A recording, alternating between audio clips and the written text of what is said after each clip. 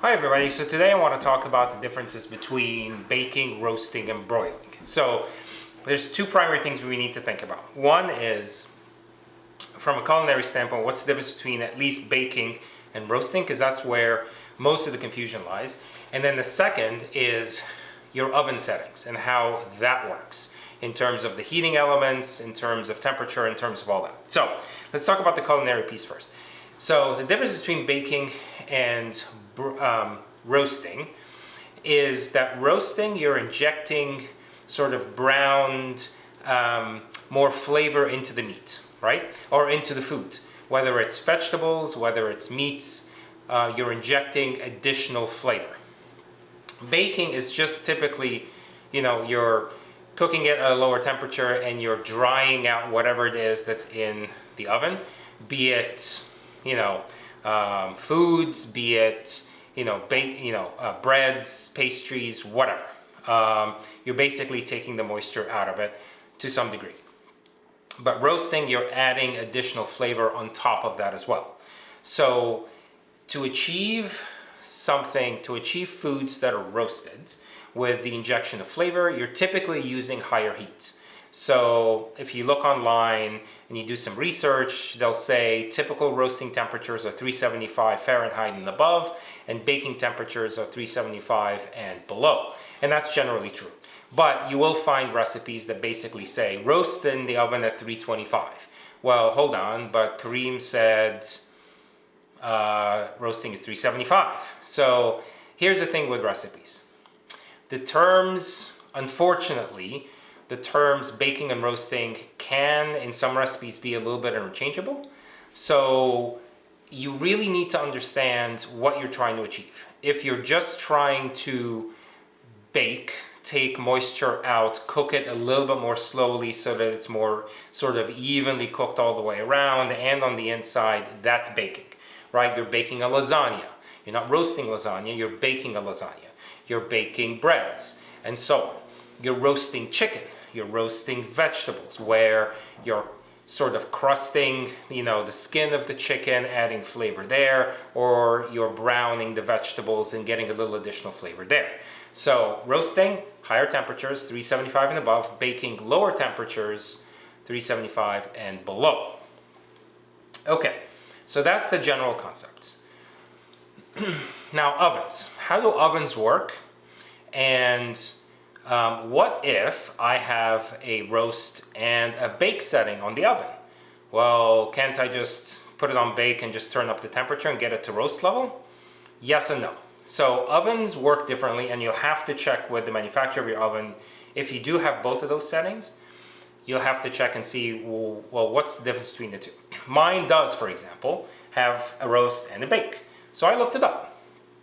So typically what happens with baking is that baking, the oven tries to achieve that set temperature that you set it to using both the top and the bottom elements, whether it's electric or gas. There's usually top sources of heat, and either they'll both turn on at the same time to reach that level, and then with the thermostat setting, once it reaches that level, it'll turn off until the temperature drops by a certain margin, and it comes back on again, and it kind of goes back and forth.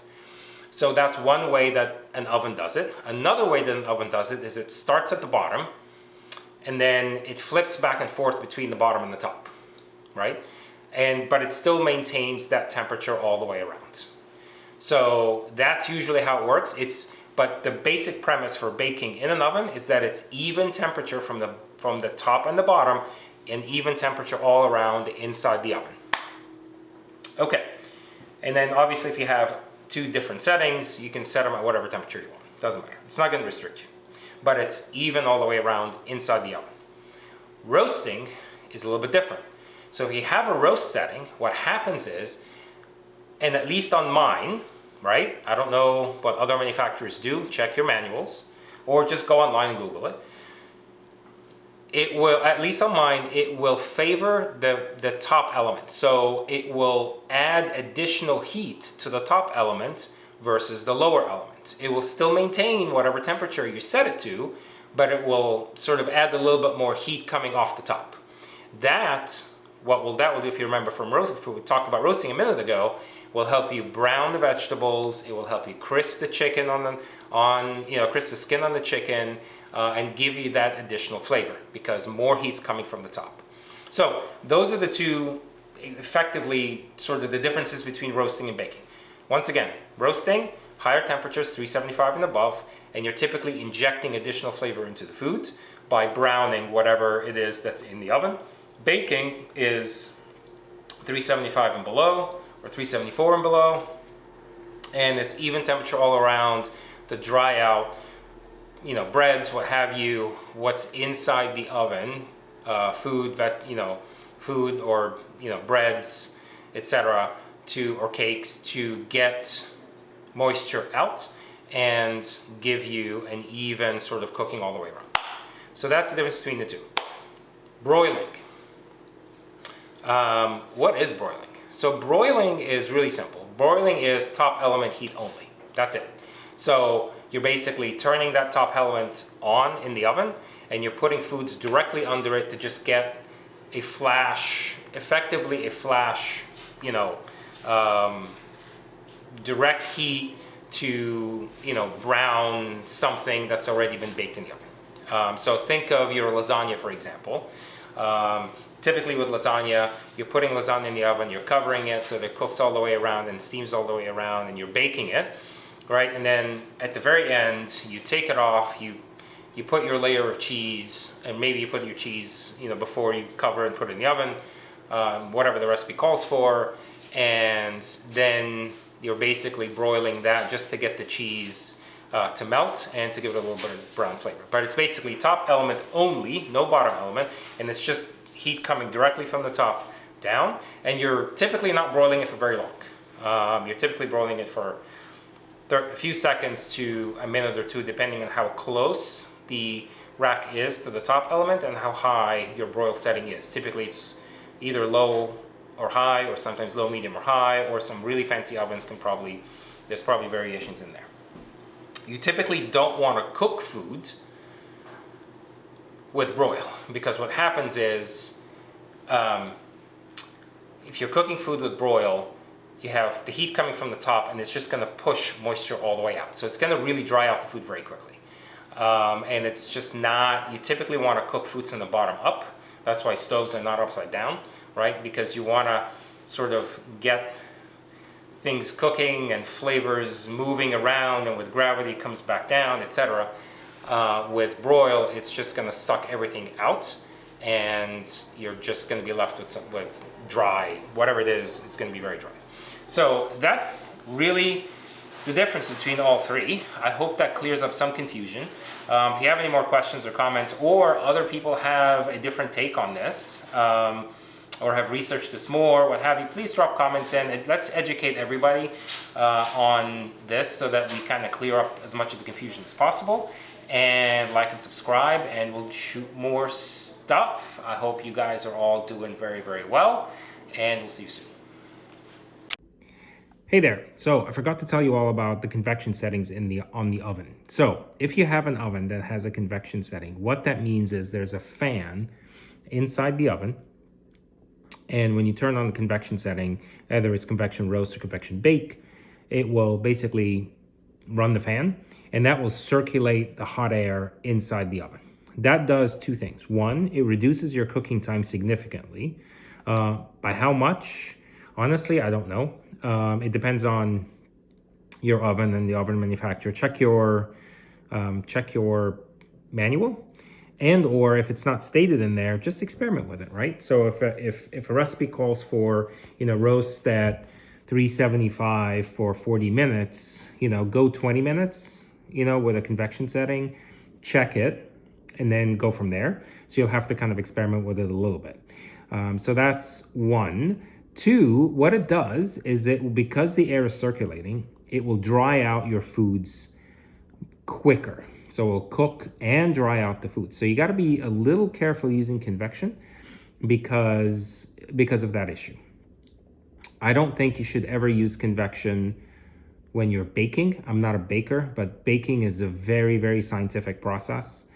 And you typically do want to, you just don't want to mess with the with the actual recipe and the actual process. So just be very, very careful using convection when you're baking, unless the recipe actually calls for it. And I've never really seen a recipe that calls for convection bake in baking. So just be cognizant. I mean, I don't have convection in mind. Most households, most ovens in our homes don't have a convection setting unless you have a fancier one. So, but if you do, two things. One, it will cook faster, so reduce the cooking time, and two, it will dry out your foods faster. So be careful with that. The advantage of it, though, is, besides the fact that it cooks faster, the advantage is if you have multiple things in the oven at the same time, say you have, I don't know, a casserole and a lasagna, I don't know, right? Make it up. Typically, we don't want to have more than one thing in the oven at the same time because the cooking time will significantly increase, right? And for sure, you don't want to have them right on top of each other if you don't have a convection oven, because you're not getting enough air circulating on the top of this bottom one. So what we typically do is we put them side by side, or we kind of stagger them this way so that there's enough air kind of all around the foods.